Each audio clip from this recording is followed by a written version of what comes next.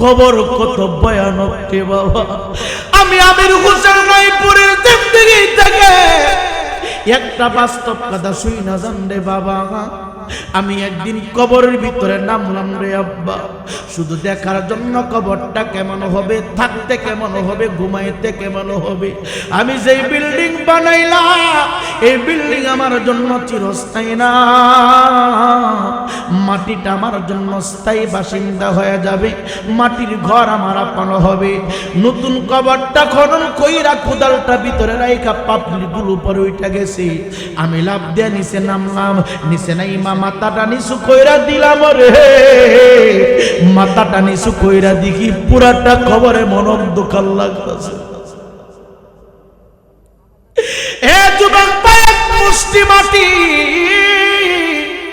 আমি রায়পুরি হাতের তালাতে উঠায় নিলাম পরীক্ষার জন্য, দেখি কবরের মাটিটা কেমন হবে আমি রায়পুরির জন্য। আল্লাহর কসম কইরা বলি রে যুবক, এক মুষ্টি মাটি আমি রায়পুরির হাতের তালতে যখন নিলাম রে, আমার কাছে অনুভব হয়েছে ফ্রিজের ভিতরে ঠান্ডা বরফ থাকলে যেমন লাগে রে, কবরের নিচের মাটি আমার হাতে রাখার পরে তার চাইতে বেশি ঠান্ডা মনে হয়েছে, তার চাইতে বেশি ঠান্ডা মনে হয়েছে। এ যুবক ভাই, কাঁদতে হয় না, চোখ থেকে পানিগুলো ঝরতে শুরু করেছে। কবরের পাশে যারা ছিল ডাক দেখো, হুজুর কাঁদেন কেন? কান্দি কেন? আমার কষ্ট তোমরা বুঝবা না। আমি আমির হোসেন রায়পুরির গায়ে ঠান্ডা লাগে, হয়তো পাতলা চাদর অথবা শীতের কাপড় দিলাম। আমি যদি মারা যাই এই ঠান্ডা মাটির উপরে আমি একা একা কেমনে থাকবো রে? এই ঠান্ডা মাটি শুধু আমার জন্য নাম, এই ঠান্ডা মাটি তোমার জন্য। এই যুবক ভাই, একা একা তুমি কেমনে কবরটার ভিতরে থাকবা? এ যুবক ভাই, তাই তুমি করতেছো, একদিন কিন্তু মাটি তোমাকে ছাড়বে না। আজকে জমিনটার উপরে দাঁড়াইয়া মিথ্যা বলো, জমিন কোনো কথা বলে না। জমিনের উপরে দাঁড়াইয়া জিনা করো, জমিন কোনো কথা বলে না। জমিনের উপরে দাঁড়াইয়া নামাজ কাজা করো, জমিন কোনো প্রতিবাদ করে না। জমিনটার উপরে দাঁড়াইয়া বারবার অন্যায় কাজ করো, জমিন কোনো কথা বলে না। একদিন কিন্তু জমিনের ভিতরে যাইবা, একদিন কিন্তু জমিনটার ভিতরে ঢুকবা, একদিন মাটি তোমারে আমারে এমন ভাবে চাপ মাইরা ধরবো, এমন ভাবে চাপ দিব রে বাবা, বদ আমল লইয়া ইমানটা হারাইয়া, বদ আমল লইয়া গুনার কাঠুরি বাইন্দা তুমি যদি কবরের ভিতরে ঢুকো, কবরের মাটি ডান দিক থেকে এমন একটা চাপ মারবো রে আব্বা, ডান দিকের হাড়গুলি ভেঙ্গে চুরমার করে বাম দিকে ঢুকাইয়া দিবে। আবার বাম দিক থেকে এমন একটা চাপ মারবো, বাম দিকের হাড়গুলি ডান দিক দিয়ে ঢুকাইয়া দিবে। উপর থেকে একটা চাপ মারবো রে বাবা, মাটির উপর থেকে 70 গজ নিচে ডাবাইয়া দিবে। আবার বিষাক্ত সাপের লেজ দিয়া তোমার টাইনা তুলবে। আবার আর একটা ধাক্কা মারবো, আরো 70 গজ নিচে ডাবাইয়া দিব। এইভাবে আযাব চলবে চলবে চলবে চলবে। এখন তুমি চিন্তা করে একা একা কেমনে কবরের ভিতরে থাকো? এখন তুমি বাবু একা একা কেমনে তুমি কবরে থাকবা? এই কবরটাকে তোমাকে যদি সাজাইতে হয়, মাটির ঘর তুমি যদি আলোকিত করতে চাও, বেশি কিছু লাগবে না রে বাবা। 5 ওয়াক্ত নামাজ পড়বা, সমস্ত হারাম কাজগুলি ছেড়ে দিয়ে হালাল দিকে তুমি চলতে শুরু করো। এ যুবক ভাই, কি হবে নাপাক ব্যবসা দিয়া? নাপাক ব্যবসা কই না, কোটি কোটি টাকা তুমি ইনকাম করেছ, মৃত্যুর পরে 1 টাকা তোমার সাথে যাবে না, মৃত্যুর পরে কোনো কিছুই তোমার সাথে যাবে না। শুধু যাবে রে বাবা ঈমান আর আমল। সকলে মহব্বতের আওয়াজে, কণ্ঠের আওয়াজ উঁচু করে আমরা সবাই একটু উঁচু কণ্ঠে দুরূদ শরীফ পড়ি। আল্লাহুম্মা সাল্লি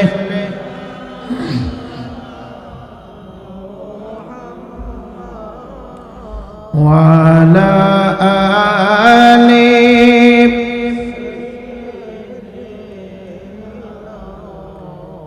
সকলে মহব্বতে পড়েন আল্লাহুম্মা।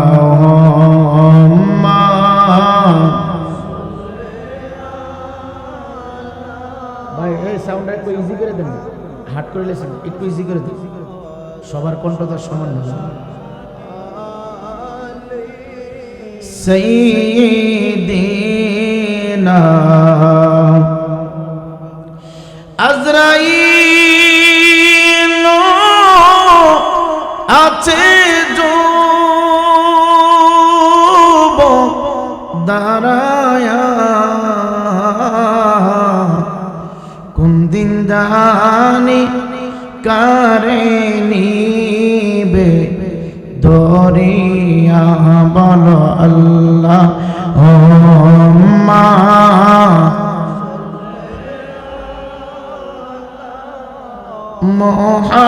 মুহাম্মদ ওয়ালা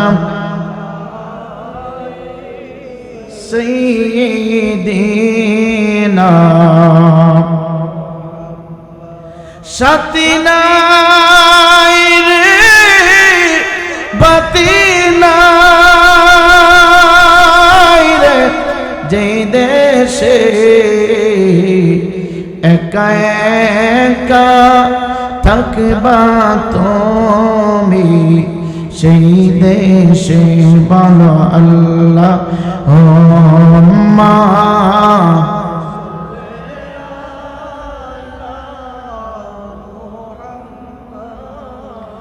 ওয়ালা আলি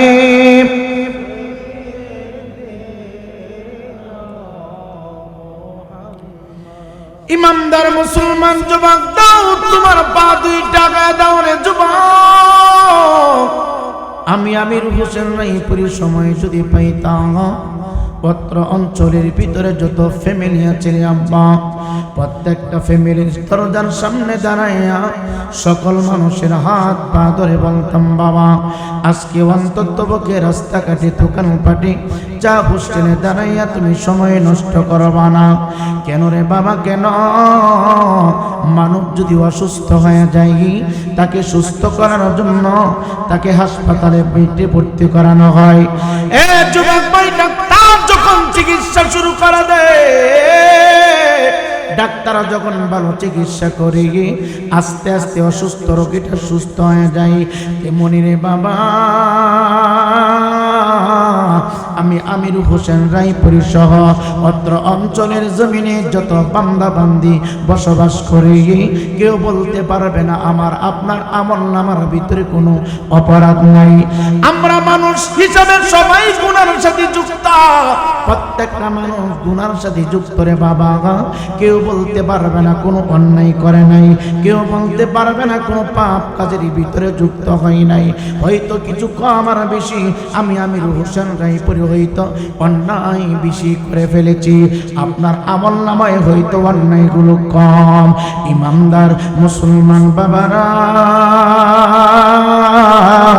রোগীর চিকিৎসা চালাইলে যেমন রোগী আস্তে আস্তে করে সুস্থ হয়ে যায়, বান্দা যখন অপরাধগুলো নিয়ে নেক কাজ করার জন্য রানা হয়ে যায় গো, বান্দা যতটা কদম সামনের দিকে বাড়াবে রে বাবা, আপনি হাট বাজারের দিকে যাচ্ছেন কোনো সওয়াব হবে না, আপনি স্টেশনের দিকে যাচ্ছেন কোনো সওয়াব হবে না, আপনি কৃষি কাজ করার জন্য যাচ্ছেন সওয়াব হবে না। আমার নবী আপনার নবী হায়াতুন নবী জিন্দা নবী বলে, উম্মত রে যে কোনো নেক কাজ করার জন্য তুমি যদি নিয়তটা প্রথমে করে ফেলো, করতে হবে না, নিয়তটা করে তুমি করতে গিয়ে বাহির হয়ে গেলা, আল্লাহর কসম করে বলে যতটা কদম সামনের দিকে আপনি পা রাখবেন রে বাবা, প্রত্যেকটা কদমে কদমে ফেরেশতারা আমলনামা থেকে একটি করে অপরাধ কেটে দিয়ে ওই বান্দার আমলনামার ভিতরে ফেরেশতারা 10টা করে নেক বসায়া দেন। এ যুবক ভাই, যতক্ষণ পর্যন্ত মাহফিলে বসবে, যতটুকু সময় মাহফিলের ভিতরে দিবেন সুবহানাল্লাহ বলেন বা নাই বলেন, আল্লাহু আকবার বলেন বা নাই বলেন, দুরূদ শরীফ পড়েন বা নাই পড়েন, বাবা উলামায়ে কেরামের সামনে এই সামিয়ানার নিচে যতক্ষণ বসে থাকবেন রে বাবা, ডান কান্দের ফেরেশতা আপনার আমলনামার ভিতরে নেক লিখতেই থাকবে, নেক লিখতেই থাকবে। এই জন্য অনুরোধ কইরা বলি, রাস্তাঘাটে দোকানপাটে চা হোস্টেলে এখনো যারা আছেন বাবা, মৃত্যু হয়ে গেলে সমস্ত আমল করার দরজা বন্ধ হয়ে যাবে। মৃত্যু যেদিন হয়ে যাবে বাহাদুরি বন্ধ হয়ে যাবে, মরণ যেদিন হয়ে যাবে চা হোস্টেল চালানো বন্ধ হয়ে যাবে। মানুষের ব্যস্ততা ততদিন পর্যন্ত শেষ হবে না বাবা, যতদিন পর্যন্ত ভিতর থেকে কথা বাহির হয়, যতদিন পর্যন্ত ভিতরে রূহ আছে। রূহ চলে গেলে ব্যবসা বাণিজ্যের ব্যস্ততা শেষ, রূহ চলে গেলে রং তামাশা শেষ, রূহ চলে বলে বক্তাগিরি শেষ, রূহ চলে গেলে আনন্দুল্লাহ শেষ, রূহ চলে যাওয়ার পরে নেক করার দরজা আপনার জন্য বন্ধ হয়ে যাবে। এই জন্য অনুরোধ কইরা বলি, আজকের এই মাহফিল জিন্দেগীর শেষ মাহফিল মনে করিয়া 8 বছর পর্যন্ত মাহফিলটা চলমান। 8 বছর পূর্বে যারা মাহফিলে অর্থ দিয়েছে, 8 বছর পূর্বে যারা মাহফিলে সময় দিয়েছে, 8 বছর পূর্বে মাহফিল করার জন্য যারা সহযোগিতা করেছে, একটু ডানে বামে তাকায় দেখেন অনেকগুলো মানুষ দুনিয়াতে নেই। তারা এমন একটা জায়গার ভিতরে লুকাইছে, যেই জায়গার ভিতরে চলে গেলে আর কোনোদিন ফিরে আসে যায় না। একটু আওয়াজ দিয়ে বলুন, ওই জায়গার নাম কি? জোরে বলেন না, নাম কি? এ যুবক ভাই, মাহফিল শেষ হয়ে যেতে পারে, জানি না আহারন্দ্রে কোন আব্বুর জন্য, জানি কোন বাজারের কোন মার্কেটে সাদা মার্কিন হাজির হয়ে গেছি, কার জন্য জানি রে বাবা আতরদানি উপস্থিত হয়ে গেছে, কার জন্য জানি কোন কবরস্থানের মাটিগুলো লাফালাফি শুরু করে দিয়েছে। এ যুবক ভাই, যুবক ভাই, মাহফিলটাকে জিন্দেগীর শেষ মাহফিল মনে করি আখিরাতের সঞ্চয়ের উদ্দেশ্যে উলামায়ে কেরামের মজলিসে বসে যাও। আমি আমির হোসেন রায়পুরি ভাবতেছি আমি বড় বক্তা হইছি, আমি অনেক দামি হয়ে গেছি। খতিব সাহেব হুজুর ভাবতেছে উনি বড় খতিব সাহেব হয়েছে, মনের ভিতরে ফখর ঢুকে গেছে, আমি মুফতি হয়েছি, মুহাদ্দিস হয়েছি, বড় খতিব সাহেব হয়েছি, আমি অনেক দামি হয়ে গেছি। আল আমিন হাবিব ভাই হয়তো মনে মনে চিন্তা করতে পারি আমি অনেক বড় পীরে কামিল হয়ে গেছি। শাহপুরী হুজুর মনে মনে কল্পনা করতে পারে আমি অনেক বিজ্ঞ আলেম হয়েছি। এ যুবক ভাই, যুবক ভাই, নিজে নিজে বাবা নিজে নিজে চিন্তা করা না গো। আল্লাহ যার আমলগুলো কবুল করেন, আল্লাহ যার ইবাদতগুলো কবুল করেন, আল্লাহ যার সাজদাগুলো কবুল করেন, ইমানদার মুসলমান বাবারা দুনিয়ায় থাকতে টাকার সম্মান, দুনিয়ায় থাকা অবস্থায় অর্থের সম্মান, দুনিয়ায় থাকা অবস্থায় বাহাদুরির সম্মান। আমি আমির হোসেন রায়পুরি খেয়াল করে দেখেছি এই দুনিয়ার জমিনে যার যত বেশি অর্থ আছে মানুষ তাকে তত বেশি সম্মান করে। আপনার যদি ব্রাহ্মণবাড়িয়া শহরের ভিতরে 2-3টা বিল্ডিং থাকে, আপনি আহরন্দ ঢোকার আগে আপনার অনেকগুলো সালামের আয়োজন হয়ে যাবে, খাবারের ব্যবস্থা হয়ে যাবে, ভালো মন্দ জিজ্ঞাসা করার সুযোগ আপনি পাবেন। এ যুবক ভাই, যার অর্থ ভালো তার সম্মান ভালো, যার কয়েকটা বাড়ির মালিক ওই লোকটা সম্মানী, গাড়ির মালিক অনেক অনেক কোটি কোটি টাকার মালিক সম্মান মানুষ করে। এ যুবক ভাই, এই সম্মান চিরস্থায়ী না, এই সম্মানটা হলো ক্ষণস্থায়ী। আর মৃত্যুর পরে অর্থের কোনো সম্মান থাকবে না, মৃত্যুর পরে টাকার কোনো সম্মান থাকবে না, মৃত্যুর পরে রে বাবা ওই মানুষটা দামি হবে। আল্লাহ রাব্বুল আলামিন বলেন ইল্লাল্লাযীনা আমানু ওয়া আমিলুস সালিহাতি উলাইকা হুম খায়রুল বারিয়া। চিৎকার দেখি আল্লাহু আকবার বলা যাবে না। আল্লাহ রাব্বুল আলামিন ওই মানুষগুলোকে দামি মানুষ বলেছে গো, ওই মানুষগুলোকে শ্রেষ্ঠ বলে আল্লাহ ঘোষণা দিয়েছে যারা ঈমান আনার পরে ভালো আমল করেছি, নেক আমল করেছি, আমার আল্লাহর কুদরতি জবান দিয়া ওই মানুষগুলোকে আল্লাহ বলে উলাইকা হুম খায়রুল বারিয়া, ওই মানুষগুলো আমি আল্লাহর কাছে বড় সম্মানী, ওই মানুষগুলো আমি আল্লাহর কাছে বড় দামি মানুষ। ইমানদার মুসলমান বাবা, আর কত হেলাই হেলাই সময় পার করবা, আর কত রং তামাশা কইরা সময় পার করবা, জানি না রে বন্ধু। মৃত্যু জানি কোন দিন হয়ে যায়, মরণটা জানি কখনো হয়ে যায়। বলবেন হুজুর কতদিন পরে হবে, কোন দিন হবে, কত বছর পরে হবে? বইলা যান। আমি আমির হোসেন রায়পুরে কেন রে, বিশ্বের কোনো আলেম আপনাকে ডকুমেন্ট দিতে পারবে না। হায় এতটুকু আমার আল্লাহ বলে দিলেন, আইনামা তাকুনু ইউদরিকুমুল মাউতু ওয়ালাউ কুনতুম ফি বুরুজিম মুশাইয়াদা। মরণের কোনো ওয়ারেন্টি নাই রে, মরণের কোনো গ্যারান্টি নাই। সময় যখন শেষ হয়ে যাবে গো, সিন্ধির ভিতরে বসা ব্রাহ্মণবাড়িয়া শহরের দিকে তুমি যাচ্ছ, তোমার হায়াত যদি শেষ হয়ে যায়, সিন্ধিটা উল্টে যাবে, দেখবা 4 জন মানুষ জীবিত আছে, 1 জন মানুষের মৃত্যু হয়ে গেছে। প্রশ্ন যদি করি হুজুর মানুষটা মরল কেন, আল্লাহ বলবে ওই মানুষের মৃত্যুটা আমি সিন্ধির ভিতরে রেখেছি। অনেক সময় মানুষ নৌকা দিয়ে ভ্রমণ করে, দেখবেন শত শত মানুষ জীবিত, সাতরায়া নদীর পারে চলে আসছে, আর কয়েকজন মানুষ চলে গেছে। যদি প্রশ্ন করি আল্লাহ পানির ভিতরে মরণ দিলা কেন, আল্লাহ কয় আমি আল্লাহ তার মরণটা পানির ভিতরে রেখেছি। হে যুবক ভাই, হেলিকপ্টার চলে, উড়োজাহাজ চলে, যুবক ভাইরে দেখবেন অনেক মানুষ জীবিত, অনেক মানুষ মৃত্যু হয়ে গেছে। মাওলারে যদি প্রশ্ন করি মাওলা তার মৃত্যুটা পাসপোর্ট জমা দেওয়ার আগে হইতে পারত, তার মৃত্যুটা সিনজিতে হওয়ার ওটার আগে মৃত্যু হইতে পারত। আমার আল্লাহ বলে আমি আল্লাহ যার মৃত্যু যেখানে রেখেছি ওই জায়গার ভিতর মরণ হবে। মরণের কত দিন বাকি আমি জানিলাম না গো, মরণের কত দিন বাকি আমরার, মরণের কত দিন বাকি আমি জানিলাম না গো, মরণের কত দিন বাকি আমরার, মরণের কত দিন বাকি আমি বুঝিলাম না গো, মরণের কত দিন বাকি। আজরাইল আসিয়া বাইরে হস্তে দিবে দড়ি, আজরাইল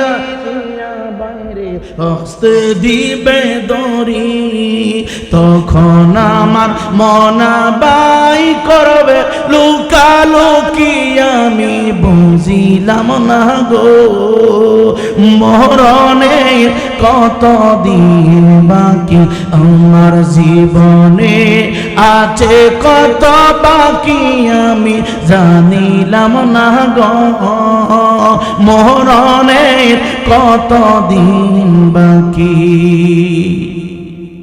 40 দিনের আগে বাইরে মতের নিশানি, 40 দিনের আগে বাইরে মতের নিশানি, আজরাইলে বান্দানি বেচকে দিয়া আমরা বুঝিলাম না গো, মরণের কত দিন বাকি আমার, মরণের কত দিন বাকি আমি জানিলাম না গো, মরণের কত দিন বাকি।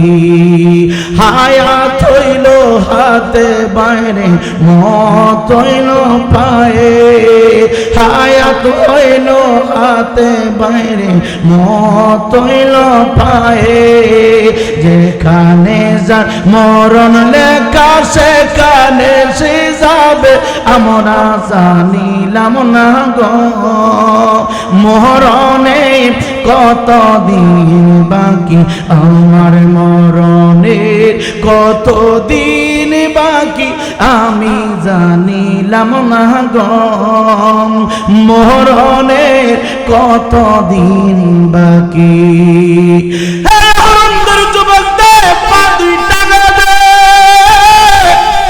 আমি রুকুচল গাই পড়ি, এখন যদি মারা যায় আমার বক্তাগিরি বন্ধ হয়ে যাবে রে বাবা, আমার সমস্ত বাহাদুরি বন্ধ হয়ে যাবে, টাকা পয়সা সব কিছু আমার জন্য কিছু হয়ে যাবে। এই জন্য অনুরোধ কইরা বলি রে বাবা, দুনিয়াটা কিছুই না, কিছুই না, দুনিয়া একটা সলচাতুরি করার জায়গা। এই দুনিয়াতে আমার আল্লাহ পাঠাইলেন আহসান ওয়া আমালা, কার আমল কতটুকু সুন্দর, কার চরিত্র কতটুকু সুন্দর পরীক্ষার জন্য। ইমানদার মুসলমান বাবা গো, মৃত্যু যেদিন তোমার হয়ে যাবে, সমস্ত মানুষগুলো তোমার জন্য পর হয়ে যাবে, একজন মানুষকে আপন বলতে পাওয়া যাবে না। এই জন্য জানি না কোন দিন মরণ হয়, কবে মরণ হয়, কতদিন পরে মরণ হয়, দুইটা পায়ে হাত দিয়া বইলা যায়। মৃত্যুর জন্য 24টা ঘন্টা প্রস্তুত থাকবেন, মরণের জন্য 24টা ঘন্টা প্রস্তুত থাকবেন। বাহিরে দাঁড়িয়ে আছেন, যারা পরিমাণ কোনো সওয়াব হবে না, ঘরের ভিতরে ফেসবুক চালাইতেছেন, যারা পরিমাণ কোনো সওয়াব হবে না। আমার তো ভয় লাগে ওই যুবকের জন্য, হাসর ময়দান যেদিন কায়েম হয়ে যাবে। এ যুবক বয়স আমরা মাটির উপরে বসা গো, মাটির নিচ থেকে ঠান্ডা অক্সিজেন আমাদের অস্থায়ী দেহের ভিতরে আমার আল্লাহ দিচ্ছেন। ডান দিকে অক্সিজেন, বাম দিকে অক্সিজেন, উপর থেকে নিচ থেকে আমার আল্লাহ অক্সিজেন দিয়ে আমাদেরকে চলার মতো ব্যবস্থা করে দিলেন, কথা বলার মতো সুযোগ করে দিলেন। ইমানদার মুসলমান বাবা, একদিন এই জমিনটা তামা হয়ে যাবে, তামা। এ যুবক ভাই, আল্লাহ যেদিন বলবে কুল্লু মান আলাইহা ফান,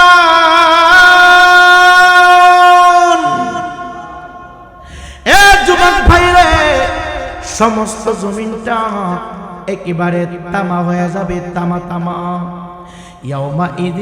ইয়াউমাইদিন তুহাদ্দিসু আখবারাহা বিআন্না রাব্বাকা আওহা লাহা, ইয়াউমাইদিন তুহাদ্দিসু আখবারাহা।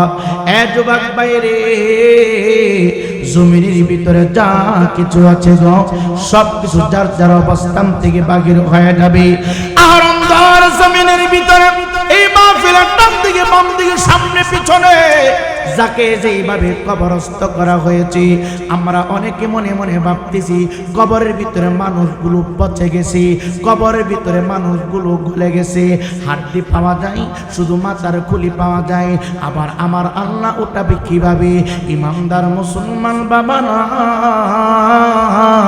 আপনার বিল্ডিং থাকবে না, আমার বিল্ডিং থাকবে না, আমার জমিন থাকবে না, আপনার জমিন থাকবে না, গোটা পৃথিবীটা আমার আল্লাহর হুকুমে তামা হয়ে যাবে গো, তামা তামা হয়ে যাবে।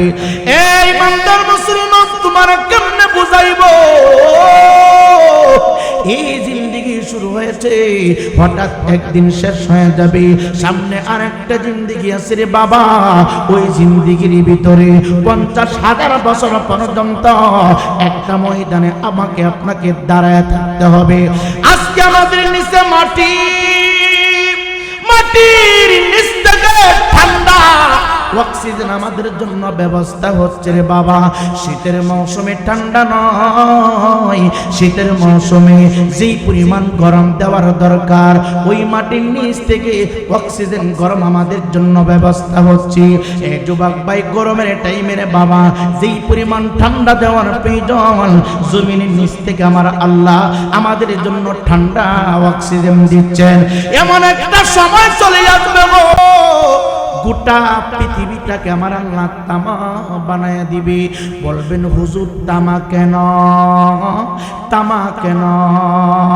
একটাই কারণ, লোহার একটা গুণ, লোহার যে দিক দিয়ে আগুন দিবেন বাবা ওই পৃষ্ঠটা বেশি গরম হবে, উপরের পিঠটা তেমন গরম হবে না। আর তামার গুণ দুইটারে বাবা, নিচ দিয়ে আপনি তাপ দিবেন উপরের পিঠটা সবচেয়ে বেশি গরম হবে। তামার উপরে সমস্ত মানুষগুলো দাঁড়া থাকবে গো। আজকে আমি আমির হোসেন নাইপুরীর মাথায় পাগড়ি লাগানো, আমার গায়ে জুব্বা লাগানো আছে, আপনাদের সবার গায়ে পোশাক লাগানো আছে।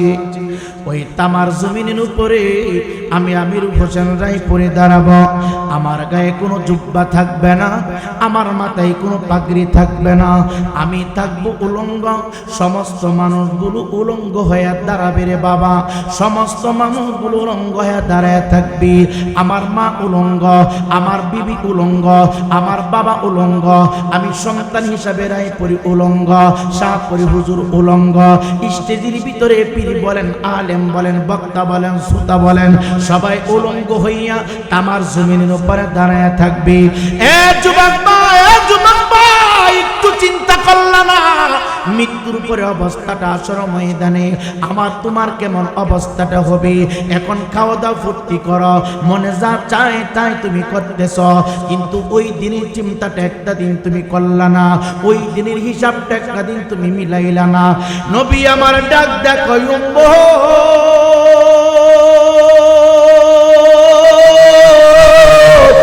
উম্মত রে, বর্তমান সময়ে অনেক দূর থেকে, কত দূর একটু হিসাবটা শুনে যান, 9,30,00,000 মাইল দূর থেকে সূর্য আমাদেরকে আলো দিতেছে।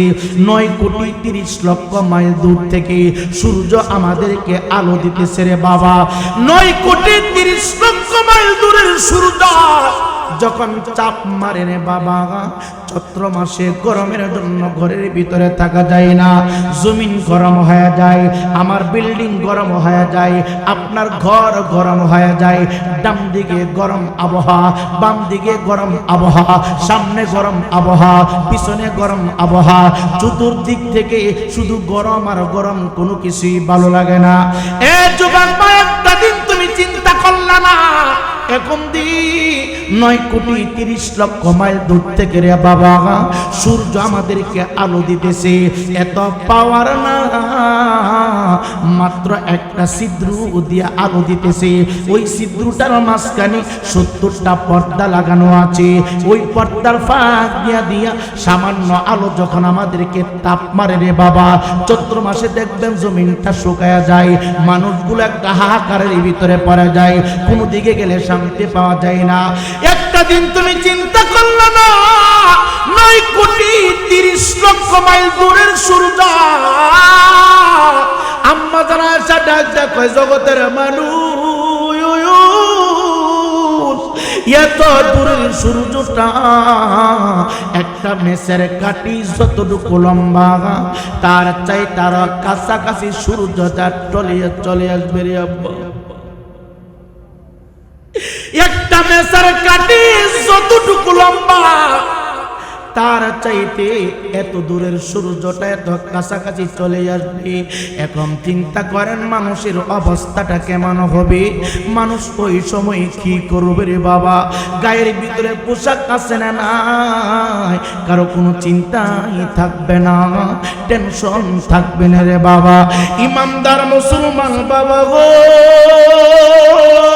ও আহরমদের যুবক, ও আমার বিদ্যা বাবা, একটা দিন ওই দিনের কথা তুমি চিন্তা করলা না?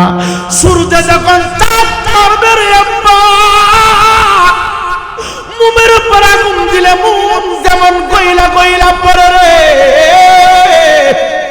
ওই কঠিন মুসিবতের দিনে মানুষের মাথার মগজ গলতে শুরু করবে, মানুষের মাথার মগজগুলি গইলা গইলা নিচের দিকে পড়বে, শুধু মুমের মতো গলবে না।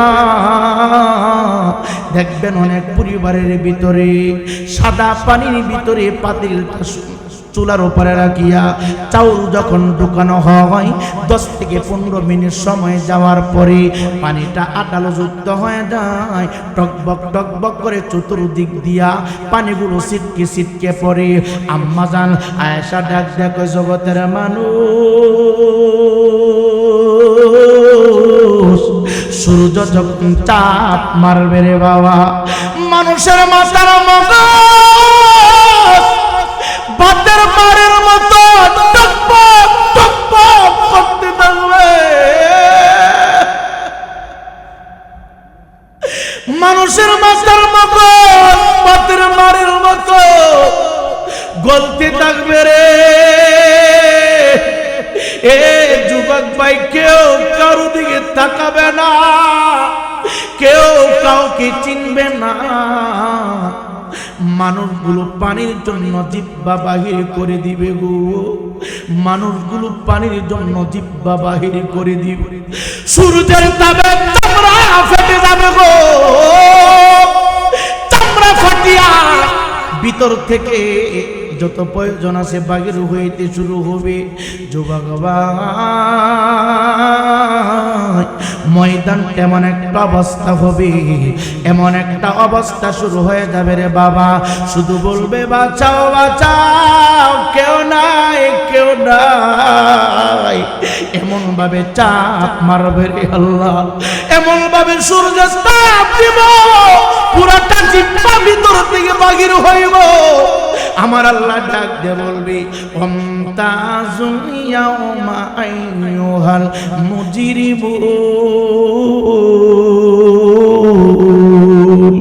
ওমতাজুল ইয়াউমা আইয়ুহাল মুজরিমুন।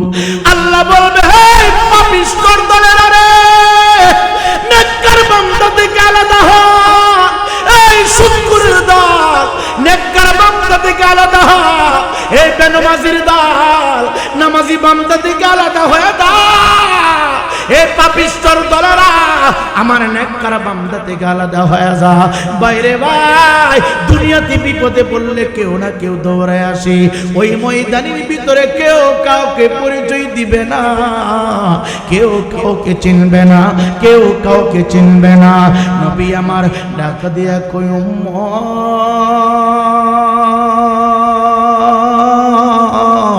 উম্মত তোমরা শোনো, আল্লাহ বলবে পাপিষ্ঠ বান্দারা আলাদা হয়ে যাও।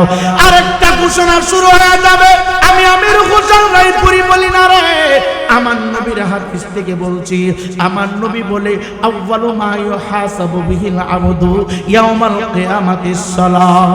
আমার আল্লাহ ঘোষণাটা দেওয়ার পরে রে, সমস্ত বান্দা বান্দির কাছ থেকে আমার আল্লাহ সর্বপ্রথম 5 ওয়াক্ত নামাজের হিসাব নেবে। আহরণ ধরেন এক যুবক ভাই, গতকালকে ফজরের নামাজ পড়েন নাই। আহরণ ধরে মুরব্বি বাবা, গতকালকে জোহরের নামাজ পড়েন নাই, আসরের নামাজ পড়েন নাই, মাগরিবের নামাজ পড়েন নাই, এশার নামাজ পড়েন নাই, আজকে ফজর পড়েন নাই, জোহর পড়েন নাই, আসর পড়েন নাই, মাগরিব পড়েন নাই। এশার নামাজ না পড়া মাহফিল শোনার জন্য পাগল হয়ে গেছেন। এশার নামাজ পড়লেন না, আপনার বিরুদ্ধে কিন্তু ফেরেশতা মামলা দায়ের করেছে। মাগরিবের নামাজ পড়েন নাই, আপনার বিরুদ্ধে কিন্তু মামলা হয়ে গেছে। আসরের নামাজ পড়েন নাই, আপনার বিরুদ্ধে কিন্তু মামলা হয়ে গেছে। জোহরের নামাজ পড়েন নাই, আপনার বিরুদ্ধে কিন্তু মামলা হয়ে গেছে। ফজরের নামাজ পড়েন নাই, আপনার বিরুদ্ধে কিন্তু মামলা হয়ে গেছে। জানি আমার কথাগুলো আপনার কাছে ভালো লাগবে না। আজকে আমি আমির হোসেন রায়পুরি আপনার আপন, শাহপুরি আপনার আপন, বিশ্বাব আপনার আপন, আপনার মা আপনার কাছে আপন, আপনার বাবা আপনার কাছে আপন।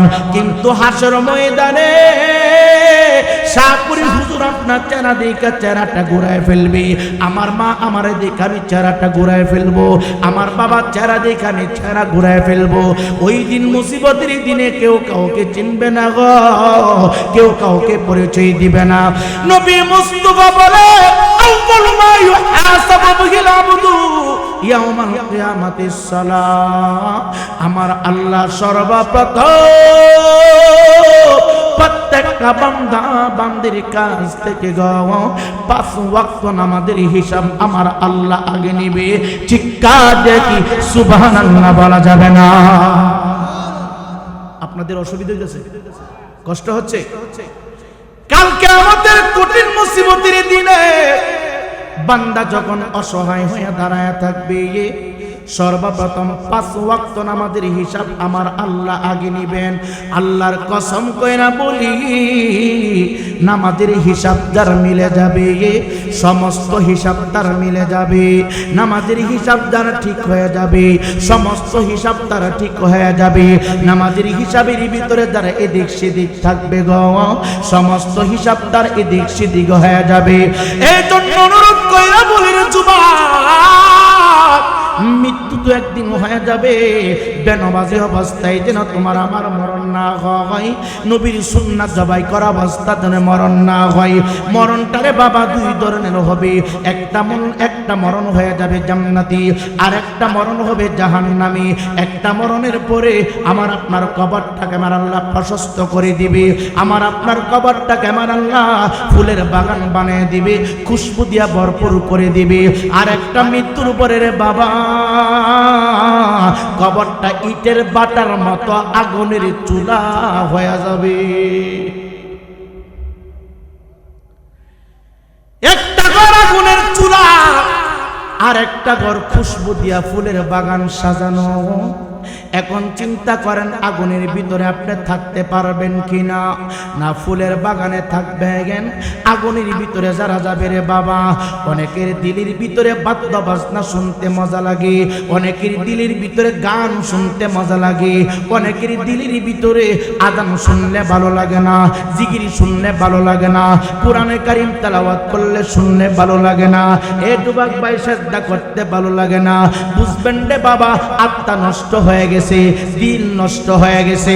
যে দিলের ভিতরে আল্লাহর জিকির শুনলে মজা পায়, যে দিলের ভিতরে আল্লাহর কোরআন শুনলে মজা পায়, যে দিলের ভিতরে নবী কামলাওয়ালার দুরূদ শুনতে মজা পায়, যে দিলের ভিতরে সিজদা করতে মজা পায়, বুঝবেন এই দিলটা হলো মুমিনদের দিল।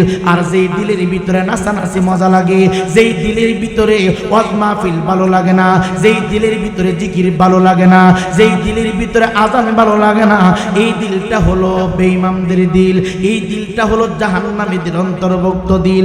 এখন নিজে প্রশ্ন করেন, আপনি জান্নাতি হলেন না জাহান্নামী হয়ে গেলেন? এ যুবক ভাই রে, আহরমদের জমিনে কোরআনের মেলা চলছে, অনেক যুবক ছেলেরা এখনো ফেসবুক নিয়ে ব্যস্ত, অনেক মুরব্বী বাবারা এখনো বাড়িতে শুয়ে আছে। শুই না যান, বুঝা যান, মাহফিলে সবাই আসতে পারে না, সবার টাকা দিয়ে মাহফিল হয় না। কিছু মানুষের টাকা দিয়ে দেখবেন বাজারে যাইয়া কেউ দুধ কিনে, আবার টাকা দিয়া কেউ মদ কিনে। দেখবেন বাজারে যেন যুবক ছেলেরা টাকা দিয়া বা ট্যাবলেট কিনে, আবার কিছু যুবক দুধ মালাই খায়। এ যুবক ভাই, কিছু মানুষের টাকা দিয়া বাউল গানের আসর হয়, কিছু মানুষের টাকা দিয়া নাট্যমঞ্চ হয়, আবার কিছু মানুষের টাকা দিয়া তাফসিরুল কোরআন মাহফিল হয়, উলামায়ে কেরামের আগমনের মাহফিল হয়।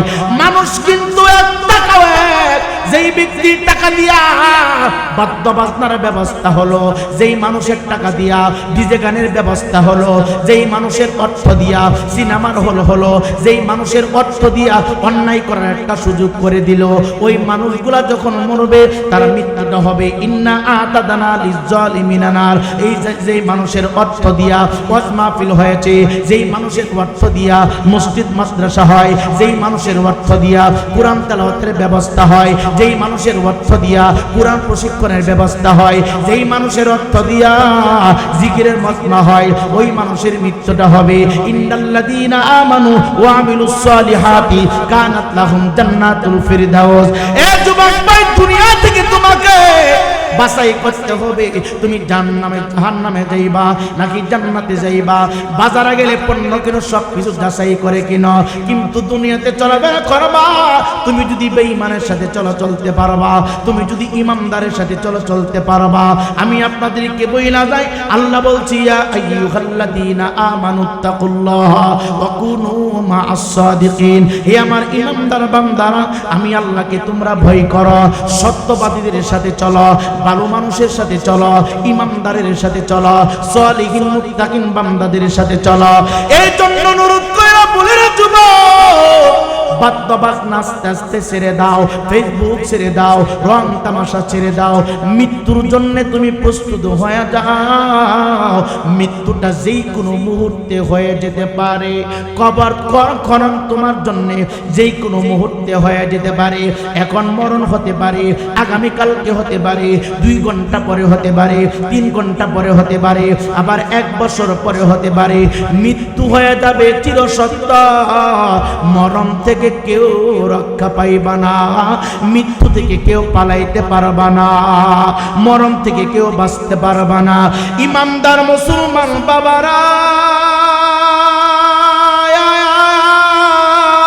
তুমি যদি নেক আমল করতে করতে করতে করতে করতে মৃত্যুর দরজা পর্যন্ত চলে যাও, আজরাইল তোমার আমার সাথে ভালো আচরণ করবে। আর যদি বদ আমল করতে করতে মৃত্যুর দুয়ার পর্যন্ত আমরা পৌঁছে যাই, আজরাইল তোমার আমার সাথে রাপ আচরণ করবে।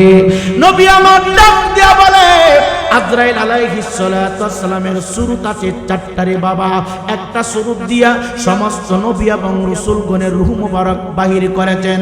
একটা সুরত দিয়া রে বাবা সমস্ত জিন জাতিদের আত্মা বাহির করবেন। আর একটা সুরত দিয়া ইমানদারের আত্মা বাহির করবেন।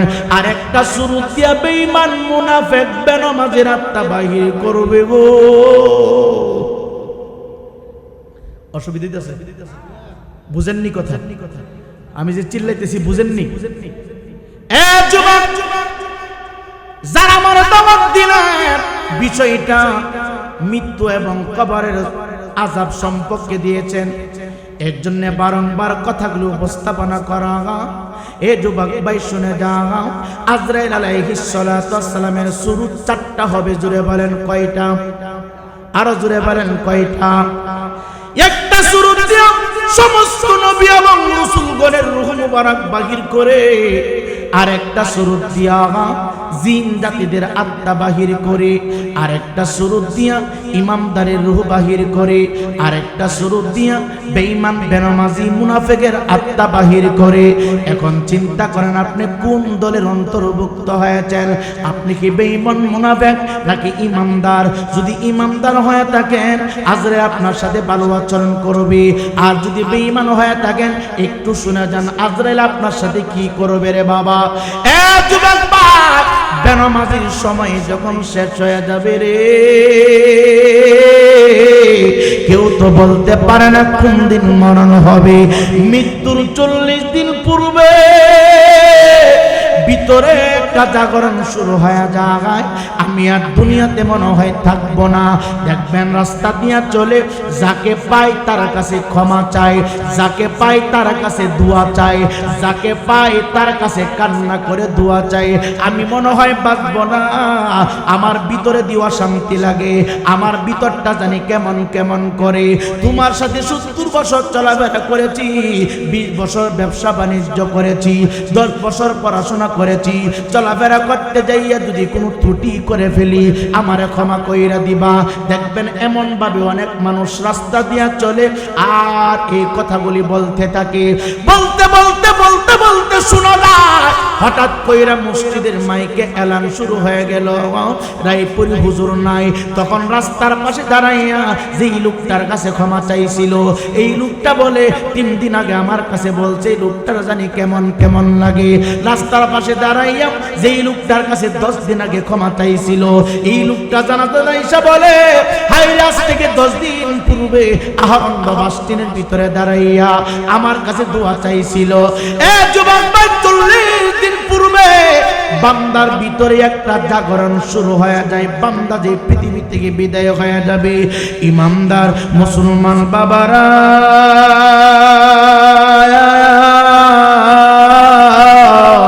আমার নবী আপনার নবী হায়াতুন নবী, জিন্দা নবী বলে, উম্মতরে বেনামাজি বেঈমান মুনাফিকের হায়াত যখন শেষ হয়ে যায়, আজরাইল এমন একটা কঠিন সুরত ধারণ করে দুনিয়ার জমিনে আগমন করে। এক হাতে তাকে জান্নাত, আরেক হাতের ভিতরে থাকে জাহান্নাম। এই যুবক ভাইরে, মাথা থাকে আসমানে ঠেকানো, পা দুইটা থাকবে জমিনের উপরে, একটা অঙ্গ থাকে সৃষ্টির শেষ প্রান্তে রে বাবা। মুনাফিকের সামনে বেনমাজির সামনে যখন আজরাইল আলাইহিস সালাতু ওয়াস সালাম হাজির হয়ে যাবে গো, জানেননি কি একটা অবস্থা হবে? কুরআন বলে, হাদিস বলে রে যুবক, কুরআনটা রিসার্চ করে পাইলাম রে বাবা, হাদিস শরীফে পাইলাম। আমার আল্লাহ কয়, আমি প্রত্যেকটা বান্দার দেহের ভিতরে 360টা জোড়া দিয়ে আমি বান্দারে বানাইছি। মাথার মস্তিষ্ক থেকে শুরু করে পায়ের বিদ্যা আঙ্গুল পর্যন্ত আপনি গণনা করবেন। প্রত্যেকটা মানুষের বডির ভিতরে 360টা জোড়া আছে। আমার দেহের ভিতরে 360টা জোড়া, আপনার দেহের ভিতরে 360টা জোড়া। এ যুবক ভাই, প্রত্যেকটা বান্দা এবং বান্দির দেহের ভিতরে 360টা জোড়া লাগানো আছে। আজরাইল আলাইহিস সালাতু ওয়াস সালাম যখন সামনে হাজির হয়ে যায় গো, আজরাইলের ভয়ানক স্বরূপ দেখিয়া গায়ের সমস্ত জোড়াগুলি ঠাস ঠাস করে খুলে যায়। এই যুবক ভাই, প্যান্ডেলটা অনেক সুন্দর করে সাজানো। দেখেন ডান দিকে বাম দিকে সামনে পিছনে অনেকগুলো তার সেট করা হয়েছে, তার দিয়া বাতিগুলো লাগানো হয়েছে। এ যুবক ভাই, প্রত্যেকটা মানুষের দেহের ভিতরে রে বাবা রক নামক তার আমার আল্লাহ ফিট করে দিয়েছে। আজরাইল আলাইহিস সালাতু ওয়াস সালামের চেহারা দেখার সাথে সাথে গায়ের সমস্ত রগগুলি ঠাস ঠাস করে ছিঁড়ে যায়। শুধু রগগুলি ছিঁড়ে না, দেহের ভিতরে যত ব্লাড আছে বাবা, ব্লাড গুলো পানি হয়ে যায়। তার চলার শক্তি বন্ধ, তার কথা বলার শক্তি বন্ধ। দেখবেন মৃত্যুর আগে মানুষগুলো একটা থাপ্পড় বুকে মারে, বারবার ডান দিকে বাম দিকে সামনে পিছনে তাকায় রে বাবা। কিসের জন্য জানে তাকায়? বাঁচতে চায়, বাঁচাবে কে, ধরে রাখবে কে? পৃথিবীর কোনো শক্তি তাকে আর ধরে রাখতে পারবে না। যুবক ভাইয়ের, যুবক ভাই, বান্দা যদি মুনাফিক হয়, বেনামাজি হয়, আমি আর তোমার আমলনামার ভিতরে যদি গুনাহ বেশি থাকে গো, রূহটা সমস্ত দেহের ভিতরে দৌড়াদৌড়ি করতে শুরু করে, রূহটা সমস্ত দেহের ভিতরে দৌড়াদৌড়ি করতে শুরু করে, রূহটা বাহির হইতে চায় না। আজরাইল এমন একটা থাফা মাইরা ধরে রে বাবা, দেখবেন মৃত্যুর আগ মুহূর্ত সময় হাত পাগুলি ঠান্ডা হয়ে যায়। সন্তান বলে, আমার বাবার পা দিয়ে ঠান্ডা হয়ে গেছে, আমার মায়ের হাত দিয়ে ঠান্ডা হয়ে গেছে গো, আমার বাবার সিনা দিয়ে ঠান্ডা হয়ে গেছে। সরিষার তেল আর রসুন একত্রিত করিয়া গরম করে হাত পার ভিতরে তারা গসতে থাকে। ওই সময় গসতে কি হবে রে? আজরাইল তারে গ্রেফতার করে ফেলেছে, আজরাইল তারে গ্রেফতার করে ফেলেছে। আগুনের ভিতরে দিলেও আর ঠিক করা যাবে না। এ যুবক, আজরাইল দইরা তারে মারে, একটা থাফা মারে রে। থাফাটা দেওয়ার সাথে সাথে সমস্ত গায়ের রগগুলি একবারে এমন এলোমেলো হয়ে যায়, হাড্ডিগুলো ভেঙে চুরমার হয়ে যায়। রুহটা বাহির কইরা নিয়ে যায় রে, নিয়ে যায়। দেখবেন অনেক মানুষের মরণের সময় জিহ্বাটা বাহির কইরা ফেলে, অনেক মানুষের মৃত্যুর সময় নাকার মুখ দিয়ে ব্লাড বাহির হয়, অনেক মানুষের মরণের সময় পায়খানা পেশাব করে ফেলে। যুবক, চিন্তা করলাম না রে, একটা বয়স্ক মানুষ কতটুকু চাপ দেওয়ার পরে তার ব্যবহৃত কাপড়ের মধ্যে পায়খানা পেশাব সে করেছে। এই চিন্তাটা একদিন করলাম না। ইমানদার মুসলমান বাবা, ও আহরণদের বাবা, দে পা দুইটা দে। এই মৃত্যুটা প্রত্যেকটা মানুষের সামনে আছে গো, প্রতিটা মানুষের সামনে মৃত্যু আছে রে বাবা। আম্মা জান আয়েশা সিদ্দিকা ডাক দেখো, ইয়া রাসূলুল্লাহ, ইয়া হাবিবাল্লাহ, মরণের সময় কষ্ট কেমন হইব আমি আয়েশা আপনার জবান থেকে একটু শুনতে চাই। আমার নবীর ডান হাত মুবারক দিয়া আম্মা জান আয়েশার বাম হাত মুবারক একটু চাপ দিয়া মাত্র ধরলেন। ধরার সাথে আম্মা জান একটা চিৎকার মারল, ইয়া রাসূলুল্লাহ, নবীজি আমি বুঝতে চাইলাম মরণের যন্ত্রণা কেমন হইব, আপনি শুধু আমার হাত মুবারকে চাপ দিয়া ধরলেন। আমার তো মনে হয়েছে গোটা আসমানটা তুলিয়া আমার হাতের উপরে আপনি দিয়া দিছেন। ইয়া রাসূলুল্লাহ, আমাদি কষ্ট হচ্ছে গো নবীজি। আমার নবী আম্মা জানকে নিয়ে একটা খেজুর বাগানের ভিতরে ঢুকলেন। খেজুর বাগানের ভিতরে ঢুকিয়া নবীর হাত মুবারক দিয়া শক্ত একটা প্যারাক খেজুর বাগানের ভিতরে আমার নবী বসায় দিলেন, খেজুর গাছের ভিতরে বসায় দিলেন রে বাবা। বসানোর পরে আমার নবী ডাক দিয়া কয়, আয়েশা দেখো গাছের ভিতর থেকে প্যারাকটা তুমি খুলতে পারো কিনা। আম্মা জান ডাক দেখো, ব্রাহ্মণবাড়িয়া হরমদার মানুষ, আমার নবী সারা কইরা লোহার প্যারাকটা খেজুর গাছের ভিতরে ঢুকাইয়া দিল। আমি আয়েশা লোহার প্যারাকে হাতটা লাগাই না, আমার কাছে মনে হয়েছে আমি আয়েশা কেন, আমার মতো 100 আয়েশা যদি রে লোহার প্যারাগের মাথায় রশি লাগাইয়া টানতে শুরু করে ভিতর থেকে প্যারাকটা বাহির করা যাবে না।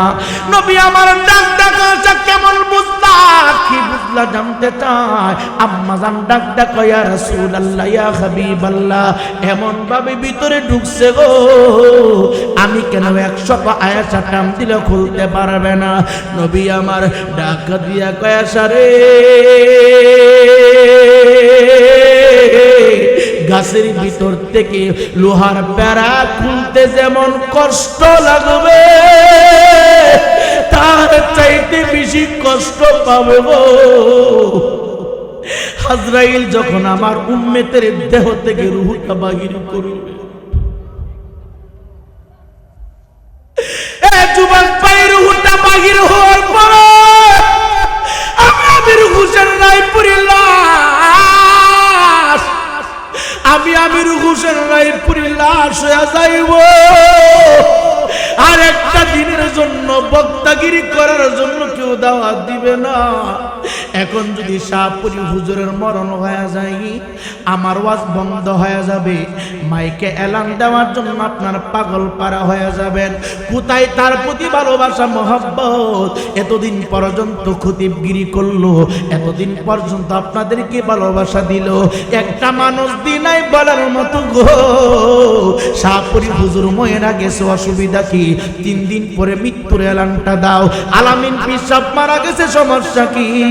2 দিন পরে মৃত্যুর এলান দাও। কেউ কারোর জন্য আপন হবে না রে বাবা। মৃত্যু হওয়ার সাথে সাথে বাহাদুরি বন্ধ, মৃত্যু হওয়ার সাথে সাথে খেলাধুলা বন্ধ, মৃত্যু হওয়ার সাথে সাথে সমস্ত আপনজন পর হয়ে যাবে, সমস্ত আপন মানুষগুলো দূর হয়ে যাবে, সমস্ত মানুষগুলো পাগল পারা হয়ে যাবে।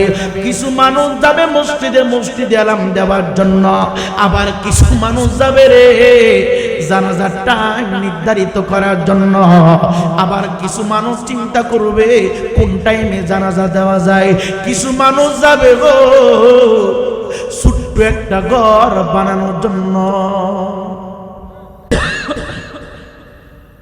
এ যুবক ভাই, দুনিয়াটা কিছুই না রে,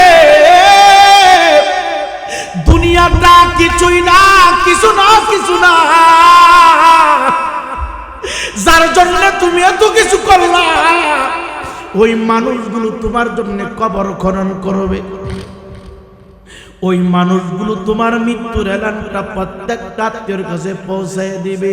একটা মানুষ নাই বলার মতো আমার হুজুর মারা গেছে, সমস্যা না, আমি আমার ঘরের ভিতরে রেখে দিব, এই কথা কেউ বলবে না। সবাই ওই দিন শুধু কথা বলবে, ইন্না লিল্লাহি ওয়া ইন্না ইলাইহি রাজিউন। যুবক ভাই, একদল মানুষ বাজারে যাবে কাপড় কেনার জন্য, একদল মানুষ যাবে তোমার জন্য ছোট্ট একটা ঘর বানানোর জন্য, একদল মানুষ পানি সিদ্ধ করবে, একদল মানুষ মসজিদের পালকি আনবে রে বাবা। সবাই তাড়াহুড়া করবে তোমাকে বিদায় দেওয়ার জন্য। কেউ দি তোমার ডানে আপন নাই, বামে আপন নাই, কেউ নাই। একটা মানুষ দুরুদি নাই নিষেধ করবে না। ও যুবক, কেমনে তোমারে বোঝায়, কোন ভাষা দিয়ে বোঝায়? দুনিয়াটা থাকার জায়গা না, দুনিয়াটা হলো আমাদের জন্য ক্ষণস্থায়ী আমল করার জায়গা রে বাবা। দুনিয়াটা হলো রে বাবা আখিরাতের সঞ্চয়ের জায়গা। যুবক ভাই রে, হয়তো তোমারে গোসল করার জন্য 3 পদ্ধতিতে 3টা মেডিসিন দেবে। এতদিন গোসল করলা কোনো কিছুই লাগাইলা না, হয়তো তোমারে বনই পাতা এই যুবক ভাই কাঁচা হলো সরিষার দানা দেয়া তোমাকে গোসল করাবে। তোমার কাফন কমপ্লিট হয়ে যাবে, 4 জনে 4 কাঁধে করিয়া পালকিতে সাজাইয়া কবরে দেওয়ার জন্য নিয়ে যাইবে। একটু চিন্তা করলা না কেমনে তুমি একা একা কবরটার ভিতরে থাকবা? আমি কেমনে তোমারে বুঝাই বলে যুবক, কবরটা কত ভয়ানক। এই শীতের মধ্যে যারা মারা গেছে, ঠান্ডা লাগবে চিন্তা কোনো আত্মীয় করা নাই। শীতে মারা গেলে যেমন পাতলা 3টা কাপড়, গরমে মারা গেলে পাতলা 3টা কাপড়। যুবক ভাই, বর্ষাকালে মারা গেলে যেমন মাটির ঘর, শুকনো মৌসুমে মারা গেলেও মাটির ঘর। একটা মানুষ চিন্তা করার মতো নাই, অন্ধকারে একা একা কেমনে থাকবে রে আব্বা? যুবক তো পা 2 টাকা ধরে জানি না কোন মায়ের সন্তানেরা আজকের এই মাহফিলের জন্য দিন রাত পরিশ্রম করেছ। ফাঁকি দিয়ে একটা কথা বলে বাবা, যে কোনো ধর্মীয় অনুষ্ঠান হোক না কেন, কোন ধর্মীয় অনুষ্ঠানের বিরুদ্ধে কোনো সমালোচনা করবা না। হতে পারে একটা ওয়াজ মাহফিল, হতে পারে একটা উরুস মাহফিল, হতে পারে একটা জিকিরের মাহফিল। সাবধান, ধর্মীয় কোনো বিষয় নিয়ে সমালোচনা করবা না, ধর্মীয় কোনো কাজ নিয়ে সমালোচনা করবা না। অনেক আব্বুজিরা মাহফিল নিয়ে বাড়াবাড়ি করে, অনেক আব্বুজিরা ধর্মীয় কাজ নিয়ে বাড়াবাড়ি করে নিষেধ করতে চাই, বন্ধ করতে চাই। এইগুলি করবেন না, এইগুলি করলে কিন্তু আপনার ভবিষ্যৎ ভালো হবে না। কারণ এই জামাতের ভিতরে, এই প্যান্ডেলের ভিতরে আলেম উলামারা কোরআন থেকে কথা বলবে, বাপ দাদার কিচ্ছা বলে না, ধর্মের বাইরে কোনো কিছু বলে না। এই জন্য অনুরোধ কইরা বলি, ধর্মীয় কোন অনুষ্ঠানের বিরুদ্ধে যেন আপনার জবানটা চলে না যায়, ধর্মীয় কোনো কাজের বিরুদ্ধে যেন আপনার হাত না চলে, আপনার পা না চলে, আপনার জবান না চলে। যুবক, কবর রে, যার সাথে তুমি চললা ওই মানুষটা তোমার সামনে, যার সাথে তুমি খেয়েছ বসেছ ওই মানুষটা তোমার পিছনে। 4 জনের কাঁধে চইরা তোমাকে আমাকে এমন একটা জায়গার ভিতরে রাখা হবে রে বাবা, যে জায়গার ভিতরে জীবিত থাকতে 1 মাসের ভিতরে একটা দিন যাই নাই, 1 দিনের জন্য জিয়ারত করার জন্য যাই নাই রে বাবা। এমন একটা জায়গার ভিতরে ছোট্ট করে একটা ঘর বানাবে, একটা দিন তোমার সবাব দেয়া যায়। নতুন কবর যখন খনন করবে, মাঝে মাঝে ভিতরে তুমি নামবা, নাইমা মাথাটা টেকাইয়া দেখবা কবরে কেমন অন্ধকার, খবর কত ভয়ানক রে বাবা। আমি আমির হোসেন রায়পুরের জিন্দেগি থেকে একটা বাস্তব কথা শুই না জান রে বাবা।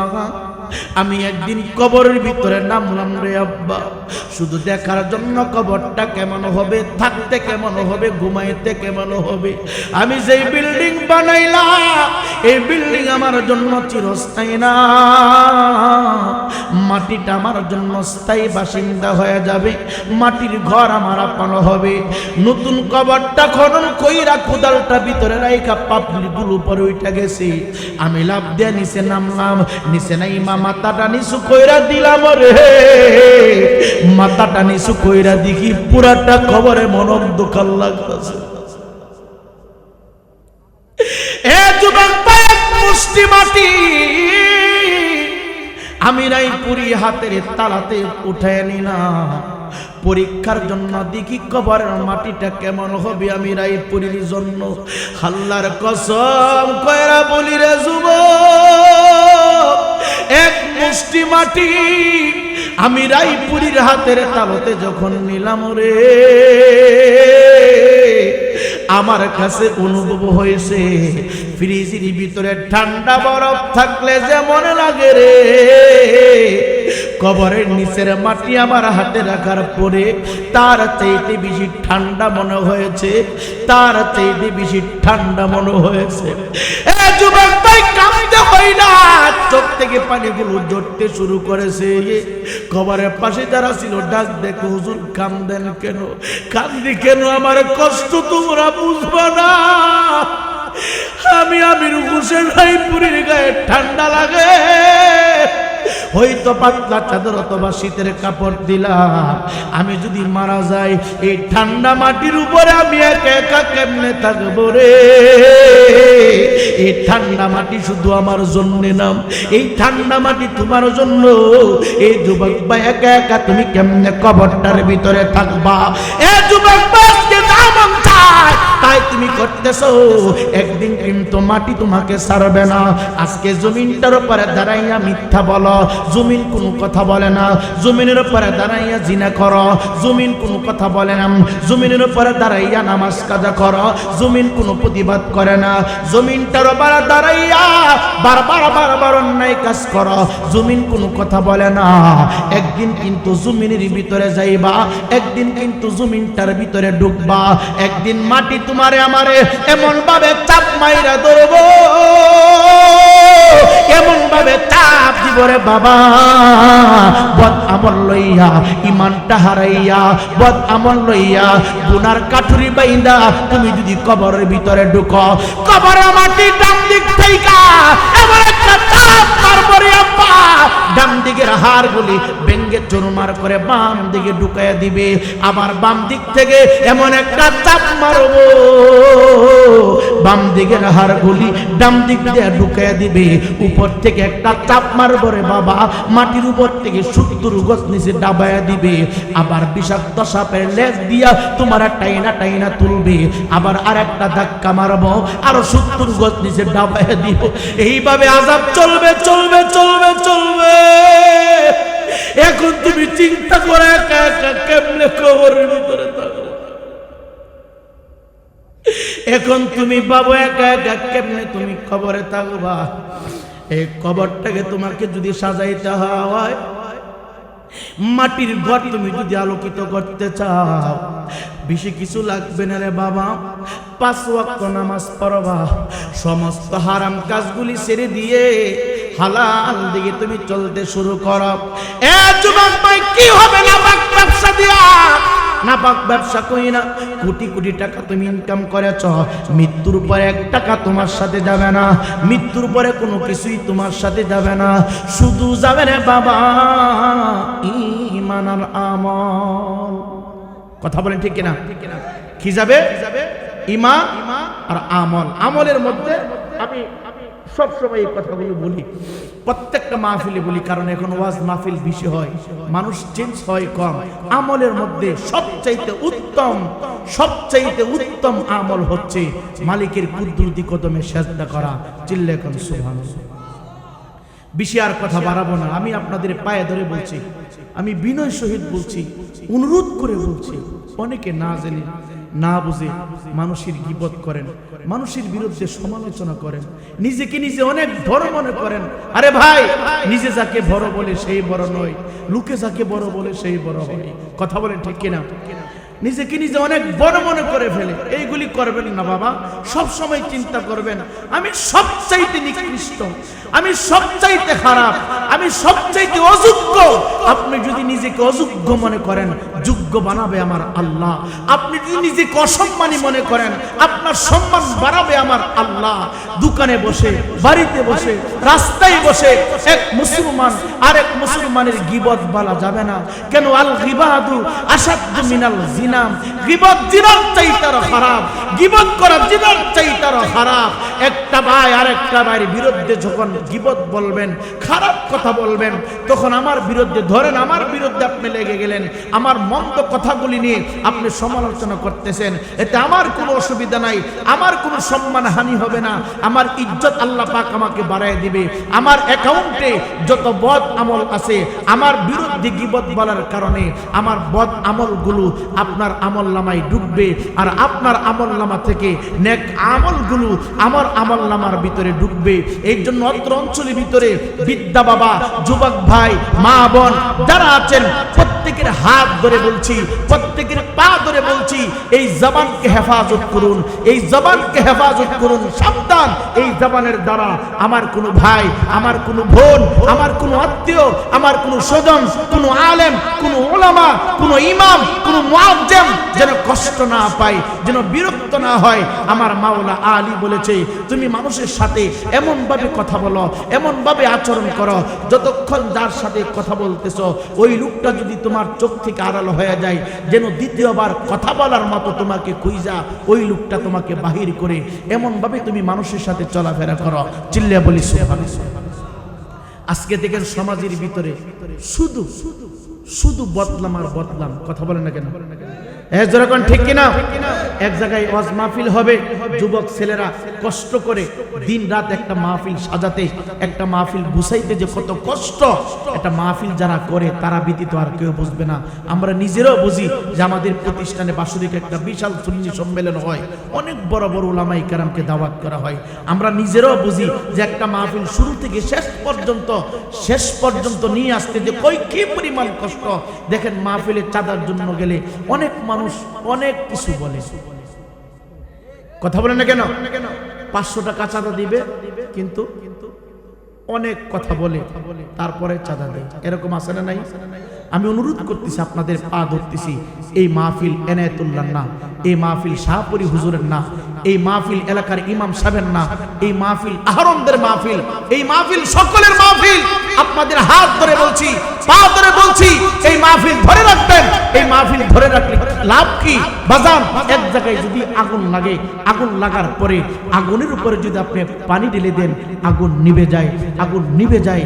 আর আমার হুজুর গাউসে পাক আব্দুল কাদের জিলানী আল গিলানী আল হাসানী আল হুসাইনী, যিনি আওলাদ রাসূল, উনি ডাক দিয়ে বলে, আমি দেখতাম যখন আমি কোরআন হাদিসের কথা বলতে শুরু করতাম, আমি তাকায় দেখতাম শুধু আল্লাহর নূরের ফেরেশতা না, মাহফিলের চতুর্পাশে এলাকার ভিতরে যত মৃত আত্মা আছে সবাই কবর থেকে উঠে মাহফিলের চতুর্পাশে ততক্ষণ দাঁড়ায় থাকে যতক্ষণ পর্যন্ত কোরআন হাদিসের আলোচনা চলতে থাকে। আরো জোরে বলি না বাজান? এখানে আমরা যারা আছি, আমাদের আওলাদ কবর ঘরে আছে না নাই? কথা বলেন, আছে না নাই? প্রত্যেকটা মানুষের আওলাদ অন্ধকার মাটির নিচে আছে না নাই? এখানে কেউ বলতে পারবেন না যে আমার আওলাদ কবরে নাই, আমার কোনো স্বজন কবরে নাই। কারো মা আছে, কারো বাবা আছে, কারো দাদা আছে, কারো দাদু আছে, কারো নিকটতম আত্মীয় স্বজন এই কবরস্থানে পড়ে আছে। কবরবাসীকে উদ্দেশ্য করে আজকের এই মাহফিল, কথা বলেন ঠিক কিনা? হয়তো সবার দ্বারা সবকিছু হয় না, সবার দ্বারা কি সবকিছু হয় না? মনে রাখবেন, শয়তান ইমানদারের চিরশত্রু। আলাম আহাদ ইলাইকুম ইয়া বানি আদম আল্লাহ তা'বুদুশ শাইতান ইন্নাহু লাকুম আদুউম মুবিন। শয়তান আদম সন্তানের চিরশত্রু। আমার আল্লাহ ঘোষণা দিয়েছেন, শয়তান ভালো কাজ পছন্দ করে না। শয়তান চাই না বান্দা সেজদা দিবে, শয়তান চাই না বান্দা জিকির করবে, শয়তান চাই না বান্দা কোরআনে কারীম তেলাওয়াত করবে, শয়তান চাই না কোরআন হাদিসের আলোচনার ব্যবস্থা করবে। শয়তান সব সময় ভালো কাজের বাধা দেয়, কথা বলেন ঠিক কিনা? এর জন্য এই মাহফিল আহরমদের মাহফিল, এই মাহফিল আপনার মাহফিল। এই মাহফিল নিয়ে যদি কেউ সমালোচনা করে, এই মাহফিলের বিরুদ্ধে যদি কেউ কথা বলে, তার জবান অফ করে দিবেন। বলবেন, ভাই এখানে তো আর গান হচ্ছে না, এখানে তো আর যাত্রাপালা হবে না, এখানে তো আর ডিজে গান হবে না, এখানে তো আর মেয়েরা নাচবে না, এখানে তো উলামায়ে কেরাম আলোচনা করবে। এটার বিরুদ্ধে আপনি কথা বলেন কেন? যদি আপনার ভালো না লাগে চাঁদা দিয়েন না, যদি ভালো না লাগে আপনি যায়েন না, যদি ভালো না লাগে পরামর্শ করেন না। আপনি একটা বিরোধিতা লাগলেন কেন? মাহফিলের বিরুদ্ধে বলো, নবীর বিরুদ্ধে বলা, মাহফিলের বিরুদ্ধে বলো, আল্লাহর বিরুদ্ধে যাওয়া, মাহফিলের বিরুদ্ধে বলা, কোরআনের বিরুদ্ধে বলা, কথা বলেন ঠিক কিনা? জোরে বলেন ঠিক কিনা? মাহফিলের বিরুদ্ধে আমি বলতে না, মানে আল্লাহর কোরআনের বিরুদ্ধে আমি বলতে না। যেই কোন মাহফিল হোক, এটা ছোট হতে পারে, বড় হতে পারে, মনে রাখবেন সবার দ্বারা সবকিছু হয় না। এই জাহরঙ্গর জামে মসজিদ এত সুন্দর করছেন, এটা আপনাদের কল্পনার কিন্তু বাইরে। আপনাদের কল্পনায় ছিল করবেন, কিন্তু এই মসজিদ হঠাৎ হয়ে গেছে। কথা বলেন না কেন? মসজিদ এত সুন্দর হওয়ার কল্পনা জল্পনা আপনাদের মেমোরিতে ছিল, কিন্তু এত দ্রুত এত সুন্দর হয়ে যাবে এটা চিন্তা কিন্তু আপনার মেমোরিতে ছিল না। ব্যবস্থা করে দিলেন কে? জোরে বলেন না কে? মসজিদ করতে যায়ও কিন্তু অনেক ষড়যন্ত্র শিকার হয়েছেন নাকি না হয়েছে? অনেকে অনেক কিছু বলছে, তারপরে মসজিদ হয়ে গেছে। মাহফিল করতে যায় অনেক যুবক ছেলের ষড়যন্ত্র শিকার হয়েছে, তারপরও কি আজকে মাহফিল সাকসেস? আজকের মাহফিল কি সাকসেস? যারা ষড়যন্ত্র করেছে তারা কিন্তু ষড়যন্ত্র শুধু আজকে না, মৃত্যু পর্যন্ত করবে। যেরকম সকলে একটু দুরূদ শরীফ পড়েন, আল্লাহুম্মা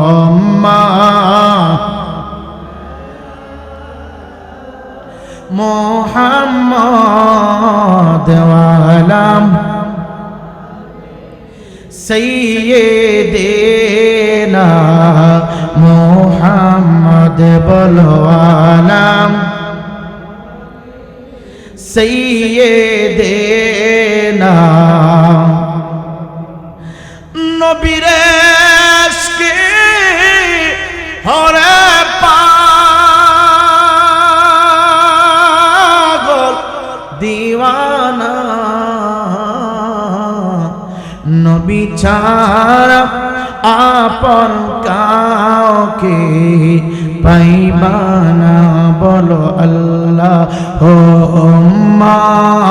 সাল্লি মুহাম্মদ ওয়া আলা সাইয়্যিদিনা। যুবক ভাই, অনেকগুলো কথা একবারে ফাঁকা করে দিলাম, শর্ট করে দিলাম। এ যুবক, মৃত্যুর পরে তোমাকে কবর করে রাখা হবে। কবরে রাখার পরে নামাজ পড়া তোমার জন্য বন্ধ হয়ে যাবে, রোজা রাখা তোমার জন্য বন্ধ হয়ে যাবে, জিকির তোমার জন্য বন্ধ হয়ে যাবে। হ্যাঁ, লোকটা যদি নামাজি হয় রে বাবা, নামাজের রক্ত যখন শুরু হয়ে যাবে, কবরের ভিতরে নামাজ পড়ার জন্য লোকটা যাই নামাজ খুঁজবে।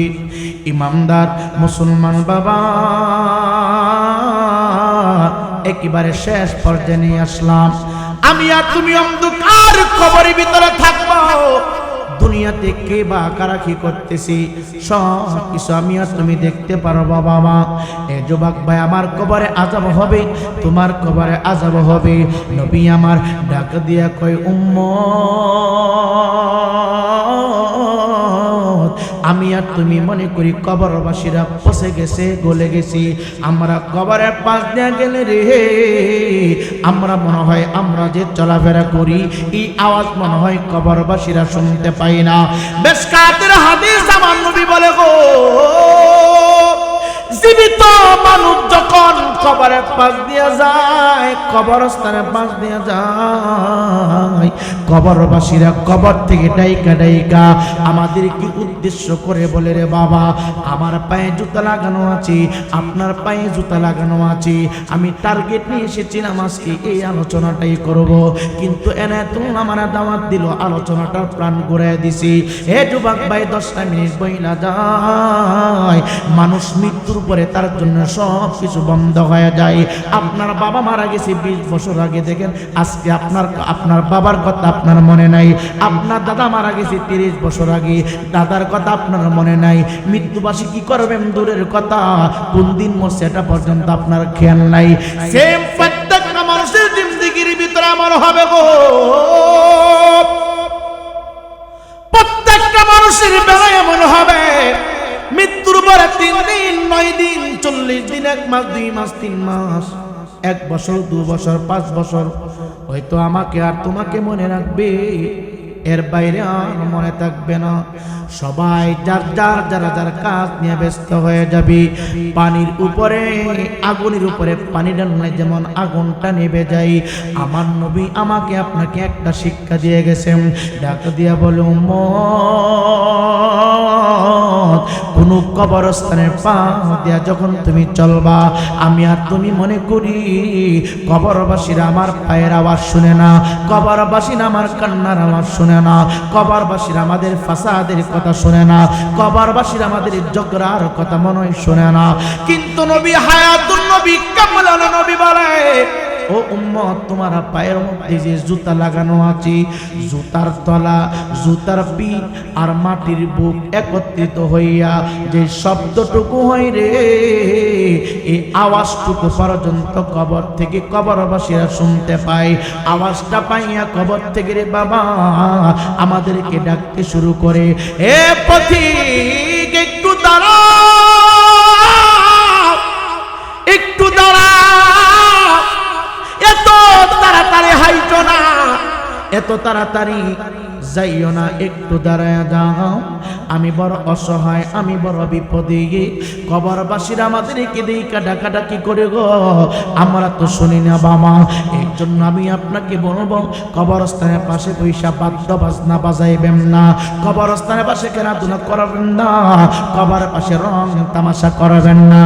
যদি পারেন কবরস্থানের পাশে যাইয়া প্রত্যেকটা দিন ফরজ নামাজের পরে একবার হইল জিয়ারত করবেন। যদি না পারেন বাবা 2 দিন পরে জিয়ারত করেন। যদি না পারেন রে বাবা জুমার দিন আসরের নামাজের পরে মাগরিবের আগে আগে একটা রহমতের সময় আছে, যেই সময়টার ভিতরে বান্দার দোয়া আমার আল্লাহ আসমানে কবুল করেন। এ যুবক ভাই, জানি না তোমার কাছে হয়তো বিরক্ত লাগতে পারে রে, রাস্তা দিয়ে তুমি যাচ্ছ, তোমার চোখের সামনে যদি কবর পড়ে, কবর, তোমার হাতের ভিতরে মোবাইল ফোন বাজে, কবরটা দেখে তুমি মোবাইল ফোনটা বন্ধ করে দাও, বাদ্য বাজনা বন্ধ করে দাও, রং তামাশা বন্ধ করে দাও। বলবেন হুজুর কবর দেখ আমি কি করব, আমারে শিখাই দিয়ে যান। যদি সামনে দেখো কবর, সুন্দর করে দাঁড়ায় যাইবারে বাবা, দাঁড়াইয়া তুমি কবরকে উদ্দেশ্য করে প্রথমে সালাম দিবা, আসসালামু আলাইকুম ইয়া আহলাল কুবুর। এই সালামটা কবরবাসী তুমি জীবিত হিসাবে তোমার কাছে মৃত ব্যক্তি পাও না। যেই কোনো কবর দেখো, হতে পারে তোমার বাবার কবর, হতে পারে তোমার মায়ের কবর, হতে পারে তোমার দাদার কবর, হতে পারে তোমার কোন নিকটতম আত্মীয় স্বজনের কবর, অথবা অপরিচিত কবর হতে পারে রে বাবা। কবরটা দেখিয়া বলবা আসসালামু আলাইকুম ইয়া আহলাল কুবুর। কবরবাসীকে উদ্দেশ্য করে সালামটা লম্বা করে দিয়ে দিবা।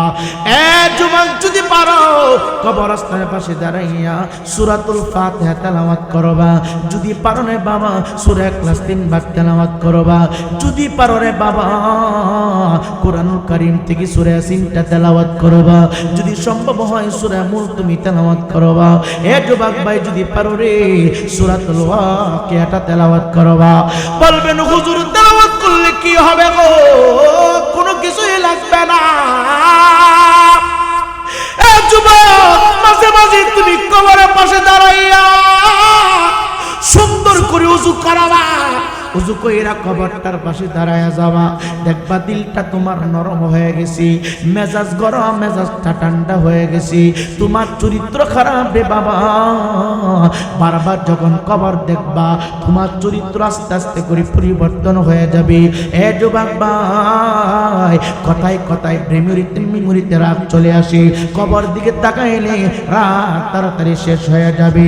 এ যুবক ভাই, যদি পারো কবরস্থানের পাশে দাঁড়াইয়া সূরাতুল ফাতিহা একবার তুমি তেলাওয়াত করবা, সূরা ইখলাস 3 বার তেলাওয়াত করবা। বলবে হুজুর কি করলে, এইগুলি করলে কি হবে? নবী ডাক কয় কুরআনে কারীম থেকে যারা সূরা ইখলাস 3 বার তেলাওয়াত করবা রে, আমার নবী জানে এমন একটা সময় আসবে আমার উম্মতগুলো ইসলাম থেকে তারা আস্তে আস্তে বাহির হয়ে যাবে, ইসলামের কোনো আইন তারা মানবে না, আমি নবীর সুন্নাহ থেকে অনেক দূরে চলে যাবে, কোরআন তেলাওয়াত করবে দূরের কথা গো, কোরআন তেলাওয়াত বাদ দিয়ে অন্য কিছু নিয়ে তারা ব্যস্ত হয়ে যাবে। আজকে দেখেন সমাজের ভিতরে 5 বছরের বাচ্চাটা মক্তবে যাওয়ার কথা, 7 বছরের বাচ্চাটা স্কুলে যাওয়ার কথা, মক্তবে যাওয়ার কথা, মক্তবে না যাইয়া সকালবেলা ঘুম থেকে জাগ্রত হইয়া ইনভিট ফোন নিয়ে ব্যস্ত থাকে, সারাদিন শুধু মোবাইল নিয়ে ব্যস্ত থাকে, মোবাইল নিয়ে ব্যস্ত থাকে। এ যুবক আমার নবী জানে আখিরের নামাজের ভিতরে আমার উম্মতগুলি কোরআনে কারীম তেলাওয়াত থেকে মাহরুম হয়ে যাবে। এর জন্য আমরা নবীর গোলাম, আমরা নবীর উম্মত, আমাদের জন্য সহজ একটা পদ্ধতি আমার নবী শিখিয়ে দিয়েছি।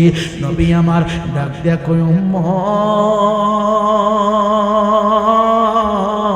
পবিত্র কালামুল্লাহ শরীফ থেকে যারা সূরা ইখলাস 3 বার তেলাওয়াত করবা, 3 বার তেলাওয়াত করতে দেরি হবে। আমি আমির হোসেন রায়পুরে সূরাতুল ফাতিহা থেকে শুরু করে সূরা নাস পর্যন্ত এক জায়গায় দাঁড়াইয়া তেলাওয়াত করলে যেই পরিমাণ সওয়াব মিলবে রে বাবা, আমার নবীর কোনো আশিক যদি সূরা ইখলাস 3 বার তেলাওয়াত করে সেই পরিমাণ সওয়াব আমার আল্লাহ ওই বান্দার আমল নামার ভিতরে দিয়ে দিবে।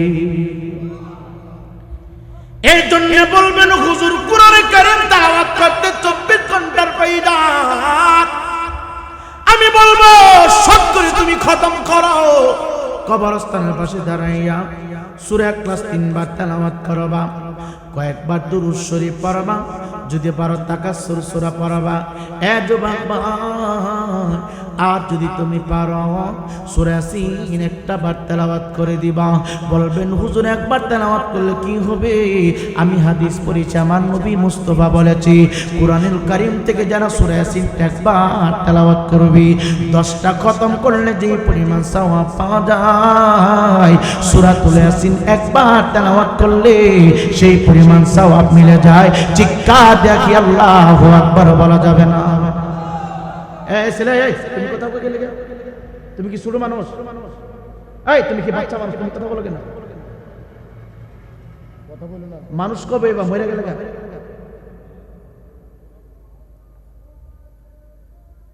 আপনাদের অসুবিধা আছে, আর 10 মিনিট সময় দিন, শেষ করে ফেলি। আপনাদের সমস্যা হচ্ছে না তো? আল্লাহ আমাদের সকলকে নবীওয়ালা জিন্দেগি দান করে, জোরে করে আমিন, আরো জোরে করে আমিন।